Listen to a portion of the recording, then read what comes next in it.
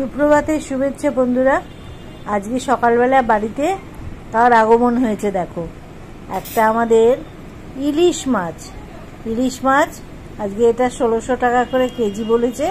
তাই আর কি করবো, না করেও বাধ্য হয়ে নিতে হলো, কারণ একদম এটা কাঁচা ইলিশ, খুব ভালো ইলিশ, এখন টাটকা গন্ধ ছাড়ছে। দেখো মাছটা কত বড়, দেখছো মাছটা খুব বড় মাছ।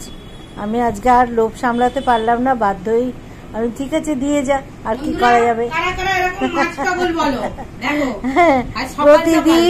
প্রতিদিন মাছ আসছে,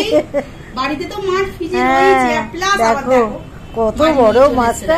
আমি যে খবরদার কাটবি না, দেখো দেখো দেখেছো কত বড়। আর এত মাছ ঘরে রয়েছে, রোজই দিয়ে যাচ্ছে।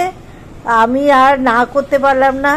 আমি তো মেয়ের কাছে প্রায় বকুনি খেলাম যে এত মাছ থাকতে কি যে, কালকে তুমি মাছ খাবে না শনিবার, কালকে তো আমিষ খাওয়া হবে না, নিরামিষ খাওয়া, তাহলে তার মধ্যে কেন মাছ নিচ্ছ? সেটা অবশ্য ঠিক কথা, কিন্তু আমি যার পারছি না, ওকে দেখে আর লোভ সামলাতে পারলাম না। ওকে ঘরে আনতেই হবে, তাই না বলো না? আমার ঘরে এসে ও বেশ সুন্দর বিচরণ করবে। এই দেখো দেখো, ও যদি ইলিশ না হতো তাহলে নাড়াচাড়া করতো, ভালো লাগতো দেখতে, কিন্তু ইলিশ তো উঠলেই শেষ, ওই জন্য শেষ হয়ে গেছে, মরে গেছে বেচারা। কিন্তু ওকে দেখে তো মনে হচ্ছে আমাকে তাজা করে দিয়েছে। ও নিজে মরে গেছে কিন্তু আমাকে তাজা করে দিয়েছে। কি দারুণ মাছটা, দেখো কত বড় মাছ, এটাকে ছাড়া যায়? আমার অন্যায় হয়েছে বলো, এই মাছটা খেতেছে, কি করব? না বয়স হচ্ছে না, আস্তে আস্তে একটুখানি নোড়া লকপকে হয়ে গেছে। অবশ্য চিরদিনই আমি একটু লকপকে আছি নোলাটা, ওই জন্য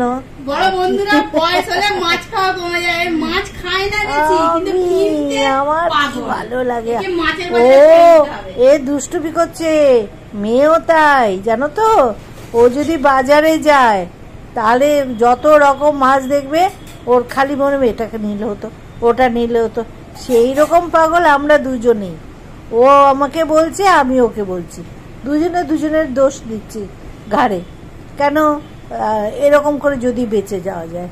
হ্যাঁ, আসলে দোষটা নিজের ঘাড়ে না নিয়ে এর তার ঘাড়ে দিলে পরে অনেকটা লাঘব হয়, বুঝতে পেরেছো? ভারটা কমে, ওইটাই চেষ্টা করা হয়। এখন তো হয়ে গেছে আমাদের, এখন 2 রকম মাছ হয়ে গেছে। বিকেলে ভাবছি এইটা এখন খাওয়া হবে, এখনো ঘুমোক, কাটা হবে, খালি গাটা আঁশ ছাড়িয়ে আমাদের দিয়ে গেছে, এবার খাবো আমরা বিকেলবেলায়। এখন এটাকে আবার কাটবো, কেটে পিস বানাবো, বানিয়ে খাবো। মাছটা দেখেছো বড় না, দারুণ। আর একবার দেখিয়ে দিলাম, ঠিক আছে? চওড়াও আছে বেশ, মাছটা চওড়াও আছে, ভালো একদম, মানে কাঁচা ইলিশ যেটা বলে সেইটাই, খুব ভালো ইলিশটা। ঠিক আছে, টাটা। তোমাদের দেখিয়ে দিলাম, বললাম না যা আমরা করি তাই তোমাদের সঙ্গে শেয়ার করি। তোমরা যেহেতু আমাদের পরিবারের সঙ্গে তো শেয়ার করাই উচিত, তাই জন্য শেয়ার করলাম। ঠিক আছে, সবাই সুস্থ থেকো, ভালো থেকো, যাও কাজে বেরিয়ে পড়ো সবাই, বাড়িতে যে যার কাজ করো। ছাড়ছি আবার পরে দুপুরবেলা যখন খাওয়া দাওয়া করবো সেই ভিডিও আসবে, এখন ছাড়লাম।